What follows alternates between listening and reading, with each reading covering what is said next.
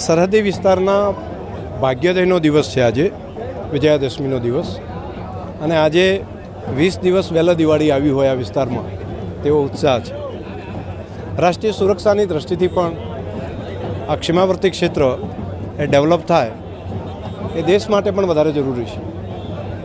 અને એ સપનું દેશના પ્રધાનમંત્રી મોદી સાહેબ, માનનીય મુખ્યમંત્રી શ્રી ભૂપેન્દ્રભાઈ પટેલની સરકારે ઐતિહાસિક નિર્ણય કરીને સીમાવર્તી ક્ષેત્રને વાવ થરાદને જિલ્લાનું નિર્માણ કર્યું.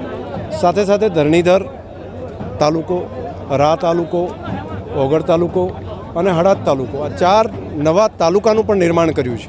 એટલે પ્રજાની સુખાકારી માટેનો ઐતિહાસિક નિર્ણય છે. લોક કલ્યાણ માટે પ્રોએક્ટિવ ગવર્નન્સ માટેનો આ પુરાવો છે. છેલ્લા 10 વર્ષમાં આ વિસ્તારમાં ઘણો વિકાસ થયો છે. નાણાબેટ ટુરિઝમ હોય, ભારતમાળા હોય કે પછી સોલાર પ્લાન્ટ હોય, ફોકસ આગામી સમયમાં કેવા પ્રકારનો વિકાસ કરવાનો નેમ છે?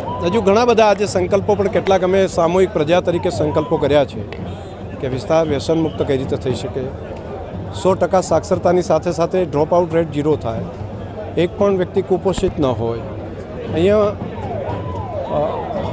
હાર્વેસ્ટિંગ હેપીનેસ, ખુશીઓનું વાવેતર થાય, અહીંયા એન્વાયરમેન્ટની અંદર વૃક્ષોનું એટલા મોટા પ્રમાણમાં વાવેતર થાય કે જેથી કરીને ઓક્સિજનના ફેફડા આપણો વિસ્તાર બની શકે. અનેક સપનાઓ છે, પ્રજાના સંકલ્પો છે અને રાજ્ય સરકારની મદદ છે. સૌ સાથે મળીને દેશના અગ્રહરોળના જિલ્લામાં માત્ર 10 વર્ષની અંદર આ જિલ્લાને લઈ જવા માટેનો સંકલ્પ પણ બધાએ કર્યો છે. પાણી અને રોજગાર માટે શું પ્લાન છે?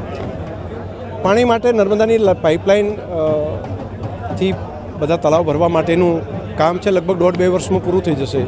100% વાવ થરાદ જિલ્લો એ પાણીવાળો જિલ્લો બનશે. એમાં એક પણ ગામ એવું નહીં હોય કે જ્યાં પાઇપલાઇનથી અથવા તો નર્મદાની કેનાલથી પાણી ના પહોંચતું હોય, એવો કોઈ ગામ નહીં હોય.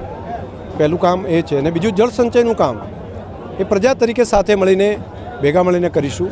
તો વોટર હાર્વેસ્ટિંગ માટેનું કામ પણ સાથે મળીને, પરંતુ આ કામ માત્ર સરકાર એકલું કરે એવું નહીં, અમે સૌ સાથે મળીને કરશું, પ્રજા તરીકે સાથે જોડાઈશું અને આ જિલ્લાને સૌથી અગ્રહરોળના જિલ્લા તરીકે લઈ જશું. રોજગાર માટેનું શું આયોજન?